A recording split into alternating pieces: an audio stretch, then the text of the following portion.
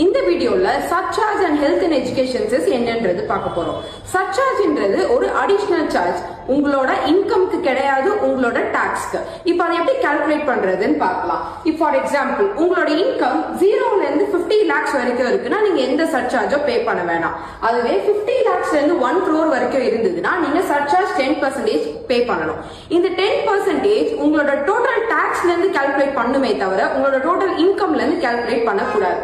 இதுவே 1 crore இருந்து 2 crore income earn பண்றவங்களுக்கு 15%, 2 crore இருந்து 5 crore 25%, more than 5 crore 25% தான். இந்த டாக்ஸ் ஸ்லாப் எல்லாமே நியூ கானது. இதுவே ஓல்ட் ரெஜிம் ஃபாலோ பண்றவங்களுக்கு சேம் தான், ஆனா more than 5 crore earn பண்றவங்களுக்கு 37% சர்சார்ஜ் கால்குலேட் ஆகும். இந்த சர்சார்ஜ் உங்களோட டாக்ஸ் இருந்து கால்குலேட் பண்ணுமே தவிர உங்களோட இன்கம்ல இருந்து எக்காரணத்தை கொண்டும் கால்குலேட் பண்ணக்கூடாது.